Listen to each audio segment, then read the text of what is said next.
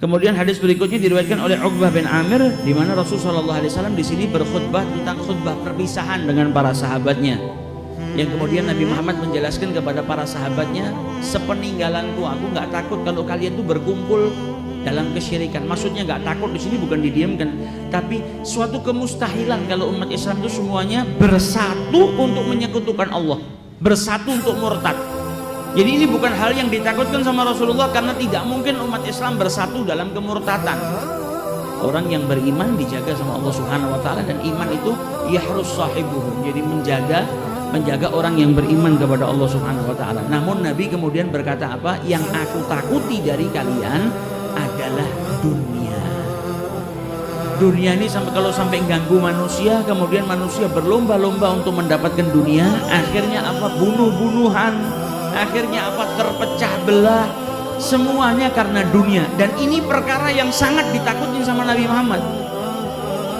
Kalau syirik, insya Allah umat Islam aman, gak akan bersatu dalam kemusyrikan, gak akan bersatu dalam kemurtatan. Tapi kalau sama Nabi dikatakan ini akhaf, Nabi takut kepada sesuatu, berarti ini kan bahaya. Apa yang ditakutkan sama Nabi? Dunia.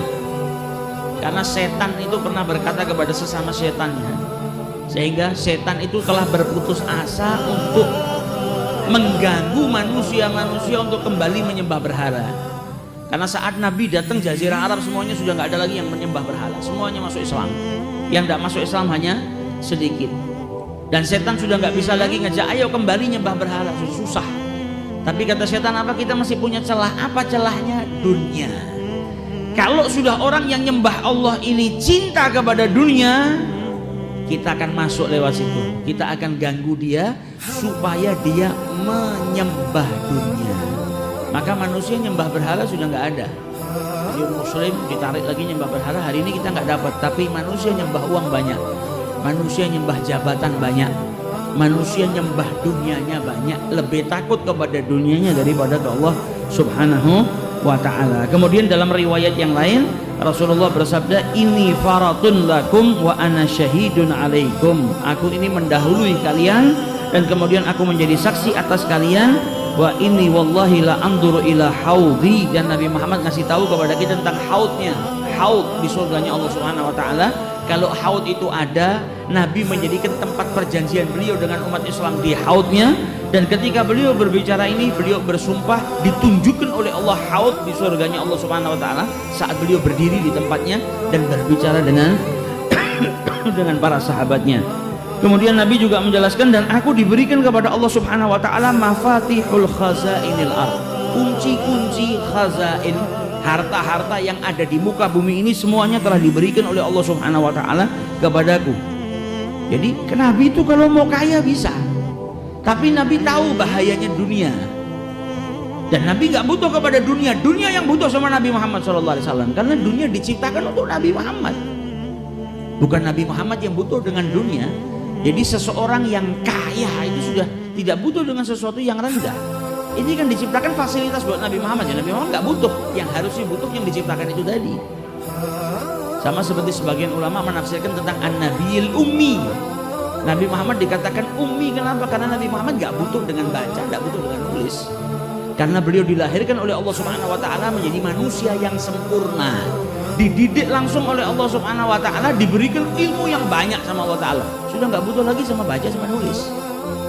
Kalau kita untuk mengetahui ilmu butuh baca dan nulis. Sarana kita untuk mendapatkan ilmu itu pun kalau kita mau habiskan umur kita masih dapat ilmu yang sedikit. Nabi Muhammad nggak butuh sarana itu karena sudah diberi sama Allah Subhanahu wa ta'ala. Jadi harta-harta yang ada di muka bumi ini kunci-kuncinya telah diberikan kepada Nabi Muhammad SAW. Akan tetapi Nabi Muhammad tetap mewanti-wantikan kepada kita dan menunjukkan kepada kita bagaimana hidupnya beliau di muka bumi ini. Yang punya surga, yang punya dunia dan seisinya diciptakan sama Allah untuk beliau, tapi itu semua ditinggalkan takut akan fitnah dunia dan mendidik umatnya agar tidak berlomba-lomba untuk mendapatkan dunia. Dan hari ini kita sudah lihat sabdanya Nabi Muhammad. Kata Nabi Muhammad, ada umat Islam yang bunuh-bunuhan karena dunia, ada yang terpecah karena dunia. Kita saat ini sudah lihat berapa banyak saudara kita yang bunuh saudara seagamanya hanya karena perkara dunia. Kalau perkara akhirat tak mungkin. Loh, saya bunuh fulan itu karena jihad fisabilillah. Jihad dari mana? Wong dia ngucap la ilaha illallah Muhammadur Rasulullah. Wong dia ngucap syahadat, dia muslim. Di medan peperangan sampai ada orang yang ngucap syahadat aja dibunuh, Nabi Muhammad marah. Tidak dihalalkan sama Nabi Muhammad membunuh siapapun yang bersaksi tiada Tuhan selain Allah dan Nabi Muhammad adalah utusan Allah. Sampai ada sahabat yang berkata, ini pura-pura ingin selamat, makanya dia mengucapkan asyhadu an la ilaha illallah. Kata Nabi Muhammad, kenapa enggak kau belah aja sekali dadanya, kau lihat dia benar mengucapkan itu atau pura-pura. Sahabat tadi tanya, ya Rasulullah, kalau saya belah dadanya saya bisa tahu ini ngomongnya pura-pura atau tidak. Ya, kata Nabi Muhammad, kau tetap nggak tahu. Makanya kita nggak diperintahkan untuk melihat apa yang di dalam hatinya manusia, ini niatnya gimana, benar apa enggak. Kita syariat itu menghukumi zahirnya. Makanya kalau saat ini sampai ada yang membunuh saudaranya, ya berarti bukan karena, tapi karena apa? Dunia.